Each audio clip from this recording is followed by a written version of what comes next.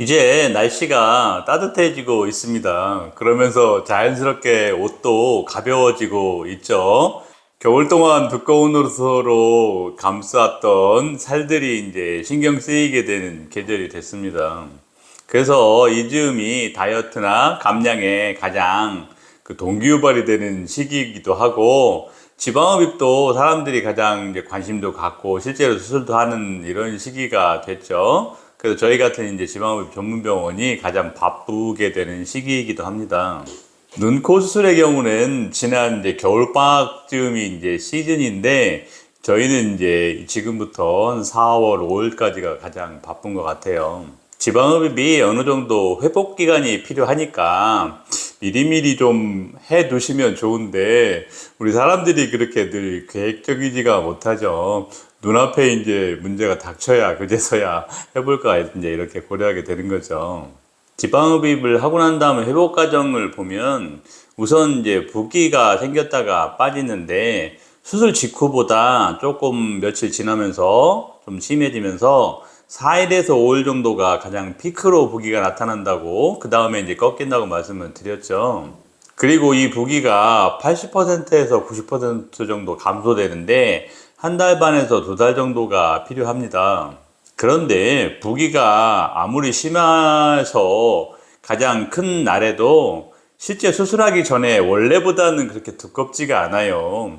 지방이 많이 빠져나가니까 그렇게 되는 거죠. 그래서 실제로 노출이 되는 부위가 아니면 그냥 옷을 입은 상태에서 수술한 티가 이게 나지는 않게 되는 거죠.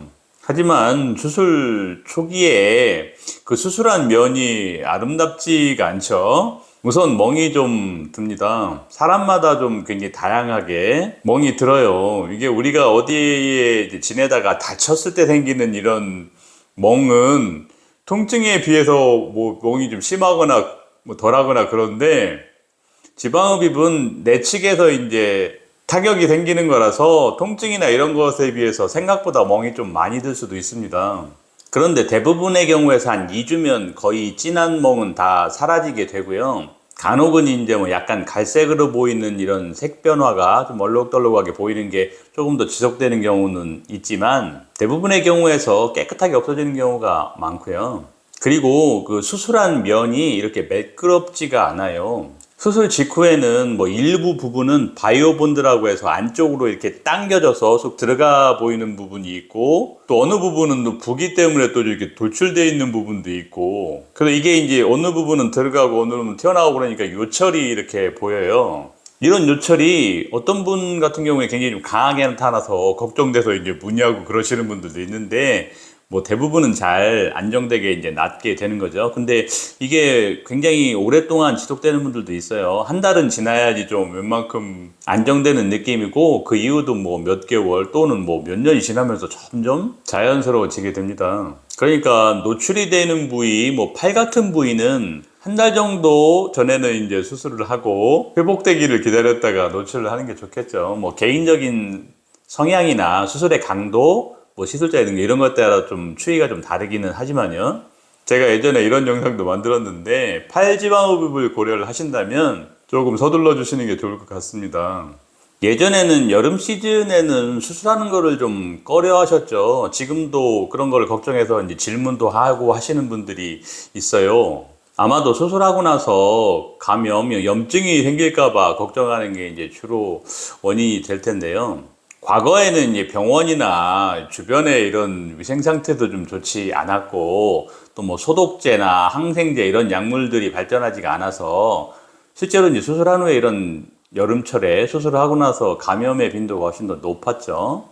하지만 요즘에는 이런 것들이 뭐 환경도 되게 좋아졌고 약물도 잘 발달해서 사실은 이런 일이 거의 있지가 않습니다. 그리고 지방흡입 수술을 할 때 우리가 다루는 그런 부위가 피부 바로 밑에 있는 피하지방층이거든요. 이 부위는 피부 다음으로 그 감염을 억제하는 우리 몸의 면역 시스템이 굉장히 강한 부분이에요. 면역력이 굉장히 약한 복강내를 건드리는 이런 외과적인 수술이나 또는 근골격계를 건드리는 정형외과적인 수술, 이런 것처럼 감염이나 염증에 대한 걱정이 별로 많지 않은 수술이죠. 실제로 지방흡입하고 나서 염증이 잘 생기지가 않고요. 만약에 뭐 간혹 어떻게 생긴다고 해도 이게 방치만 되지 않으면 잘 낫게 조치를 해드릴 수 있습니다. 그래서 여름 시즌이라고 지방흡입을 뭐 두려워할 필요는 없을 것 같아요. 물론 좀 몇 가지 불편한 점은 있죠. 아까 말씀드린 그런 멍이나 거친 피부면 때문에 좀 노출하는데 짧은 옷 때문에 그런 어려움이 좀 있겠고, 또 이제 상처에 아무래도 물 닿는 걸 좀 조심해야 되니까 깨끗하게 씻고 이럴 때 땀도 나고 하니까 이런 거를 좀 관리하는데 조금 어려움이 있을 수 있겠고, 또 이제 지방흡입을 하고 난 다음에 초기에 이제 며칠이라도 압박복을 좀 입는 게 좋은데 이게 좀 덥게 만들기도 하죠. 이런 몇 가지 불편함들이 있기는 하지만 지방흡입이라는 굉장히 큰 일을 하는데 그래도 좀 감수해야 할 만한 그 정도의 불편감들이 아닐까 생각을 합니다. 사실 지방흡입을 고려할 때 어려움들이 굉장히 많이 있잖아요. 일도 뭐 며칠 쉬거나 아니면 하게 돼도 좀 힘들게 며칠간은 초기에 일을 해야 되는 어려움도 있고, 또 비용도 굉장히 크니까 이것도 좀 감당을 해야 되고, 또 우리 지방흡입에 대한 사람들의 그 걱정이 과도하게, 제가 이런 말씀을 많이 드렸죠. 그런 걱정들이 많은데 여기에 그렇게 뭐 큰 문제가 아닌 계절적인 문제까지 이렇게 더해서 고민할 필요는 없을 것 같습니다. 지방흡입은 뭐 계절과 관계없이 필요할 때 아무 때나 하시면 되고요. 다만 노출이 필요한 부위는 옷이 짧아지기 전에 좀 일찍 서둘러 수술을 하시는 게 좋을 것 같습니다.